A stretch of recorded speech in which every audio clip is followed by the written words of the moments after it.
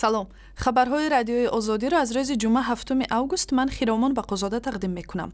هیئت‌های مذاکره کننده تاجیکستان و قرقیزستان که در پی ماجرای ساکنان روستاهای سامانیان و کوکتوش در تاریخ 3 و 4 اوگوست در مرز به گفتگو نشستند، به خلاصه آمدند که باید از هر دو طرف هم به گذشت راه دهند. قورбонбой اسکندرов نماینده حکومت قرقیزستان در مسائل سرحدی در صحبت با رادیوی آزادی در لحظه بعد انجام مذاکرات گفت قرار شد دیواری در بین دو قبرستان قرقیزی جایگیر شده شهروند تاجیکستان 2 متر چوقورتر انتقال داده شده بر عوض قرقیزها به تاجیکان مجرای آب را باز میکنند.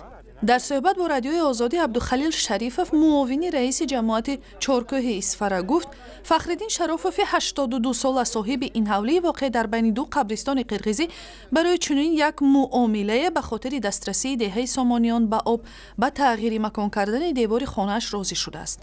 قرار است تنها بعد انجام این همه کارها پروتکل نهایی گروه‌های مذاکره کننده قبول و امضا شود.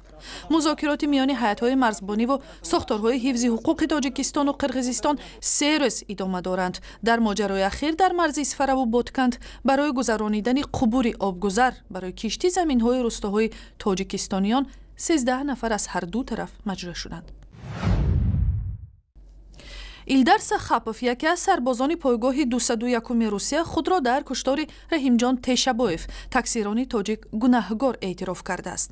این اعتراف در روز نوبتی مرافعه دادگاهی متهمان کشتار تقصیران تاجیک رحیمجان تشابویف که ماه اوگوست پارسال رخ داده است به دست آمد. در کرسی عیبدار شونده ها در برابر سخاپوف اینچنین سرباز دیگری روس فیودور باسیموف نشسته است که در کمک به قاتل متهم می شود. در روزهای گذشته مرافع خویش و اقربای تقصیران تاجیک از دادگاه طلب پرداخت جبران معنوی این کشتار را از قاتلان کرده بودند. امروز برای نخستین بار به جریان محاکمه دادگاهی برخی از خبرنگاران را هم راه دادند. حمله های جنگیان طالبان ضد نیروهای حکومتی افغانستان در قلمرو ولسوالی دروازی ولایت بدخشان که با ناحیه دروازی جمهوری تاجیکستان هم مرز است ادامه می‌یابد. از چند روز به این طرف در چند نقاط ولسوالی کوفابی دروازی افغانستان درگیری‌های شدید ادامه دارد. در همین حال ریاست مرزبانی کمیته دولتی امنیت ملی تاجیکستان در واکنش به خبر درگیری‌ها در کوفابی درواز گفت واقعا در آن سوی مرزی منطقه درواز ناآرامی ها وجود دارد ولی مناطق مرزی تاجیکستان آرام است و تحت نظارت مرزبانان قرار دارد. در شهر خوجند امروز رئیس ولایت سوغد عبدالرحمن قادری به 30 بانوی هنرمند این ولایت گرانت های پولی تقدیم کرد. این پول ها در حجم از 5 تا 10 هزار سامانی در مجموع 200 هزار سامانی تقسیم شده است. این بانوان که با هنری قالی، چیت، ادرس بافی و دیگر هنرهای سنتی مردمی کار و فعالیت میکنند از 18 روستای مختلف ولایت سوغد نمایندگی کردند.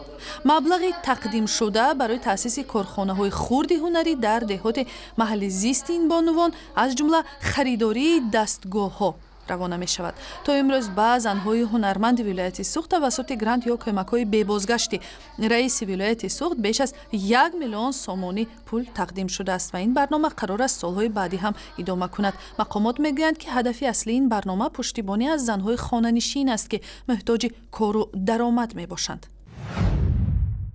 در نشریه بخارا در دوشنبه دیوانی رودکی مجموعه اشعار سردفتر ادبیات کلاسیکی تاجیک ابو عبدالله رودکی از چاپ برآمد. محقق و گردآورنده این مجموعه قادر رستم است که میگوید اشعار نشر شده صحیح ترین نسخه شعر و ابیات رودکی را در بر میگیرد که بعد تحقیق و آموزش و هم مقایسه های زیاد با نمونه های تا امروز نشر شده اشعار ملک الشعرا را از چاپ برآمده است. و گفت اکثری پژوهش‌های تا امروز نشر شده بر پایه تحقیقات سعید نفیسی ادبیات شناس ایرانی اشعار رودکی انجام شده است. نویسنده و محقق تاجیک قادر رستم میگوید تلاش کرده است با دیدگاه خود به ایجادیات شاعر عصر 19 تاجیک بهاگذاری کند. در نتیجه مطالعه مأخذها و کتاب دانشمندان ادبیات شناسی چی ایرانی چی تاجیک و چی روسی بسیار بیت هاش روایتی بهتر و صحیحتر این بیت ها را پیدا کردم و حیف هم آمد که این را دیگران علاقمندان اشعار رودکی نیز از این بی بهره باشند. به این سبب من آنها را همه را جمع آوردم در شکل کتاب و با اون شرح مفصل هم نوشتم. нашри девони рӯдакӣ моҳи пеш аз таҷлили рӯзи рӯдакӣ дар тоҷикистон иттифоқ уфтод ки ҳамасола рӯзи 22 сентябр ҷашн гирифта мешавад. тафсилоти бештари ин мавзӯъ ва хабару видеои бештарро аз сайти интернетии радиои озодӣ, шабакаҳои иҷтимоӣ фейсбук, твиттер, ютуб ва ҳам замимаи радиои озодӣ барои телефони ҳамроҳ дарёфт кунед.